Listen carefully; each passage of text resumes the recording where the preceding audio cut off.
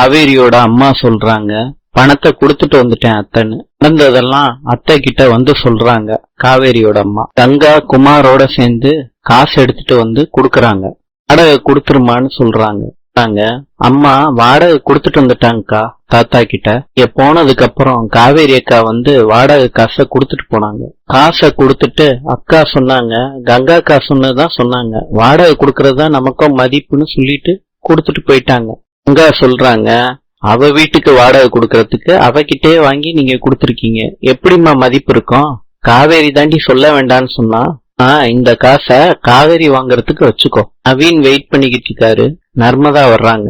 உனக்கு ஃபைனல் எக்ஸாம்ல பேனா நர்மதா, எனக்கு எதுக்கு இவ்வளவு காஸ்ட்லியான பெண்ணு? நவீன், எனக்கு வேண்டாம். எக்ஸாம் அப்ப வேணாம், முடியறப்ப கொடுக்கலாம்ல, ஏன் வேண்டாம் இப்பயும்? பெண்ணு கிஃப்ட் கொடுத்தா ரிலேஷன்ஷிப் முடிஞ்சிரும்னு சொல்லுவாங்க. இதெல்லாம் நர்மதா நம்புறேன். என்னைக்கும் நான் பேசிக்கிட்டு தான் இருப்பேன். உங்க அக்கா பிரச்சனையோட இருக்காங்க, நீ கலெக்டர் ஆகணும்னா யாராவது ஹெல்ப் பண்ணணும்ல, அதுதான் இந்த அக்கறை எல்லாம். புரிஞ்சுச்சா யமுனா? காவேரி சொல்றாங்க விஜய் கிட்ட, இந்த ஃபைல பார்த்து முடிச்சிட்டேன் பாஸ். காவேரி, இந்த ஃபைல முடிக்கிறதுக்கு 2-3 நாள் ஆகும்னு நான் எதிர்பார்த்தேன். பாஸ், எனக்கு இந்த ஃபைல்லாம் ஜுஜுப்பி. காவேரி, ஒர்க்லயே ரொம்ப சின்சியரா இருக்கியே, வெரி குட். பாஸ், இப்ப நீங்க என்ன சொல்லுவீங்க? 8 மாசத்துல நீ போயிருவேன்னு சொல்லுவீங்க. நான் 8 மாசத்துல போயிருவேன் பாஸ். இல்லம்மா, நீ 8 மாசத்துல நீ போயிடலாம் வீட்டை விட்டு.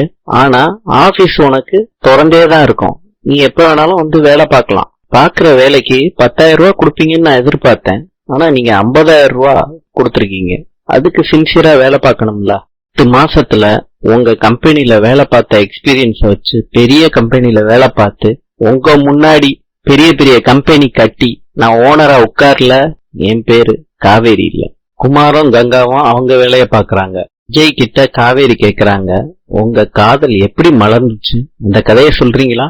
இந்த ரிசப்ஷன்ல தான் பார்த்தேன். Love at first sight. 2 பேர்ல யாரு முதல்ல லவ் ப்ரப்போஸ் பண்ணது? 5 நாளைக்கு முன்னாடிதான் நான் தான் ப்ரப்போஸ் பண்ணேன் ராகினி கிட்ட. உடனே வா? ஆமாங்க, அதான் எனக்கும் ஆச்சரியமா இருந்துச்சு. இப்படி என்ன அஜய் அவகிட்ட இம்ப்ரெஸ் ஆச்சு?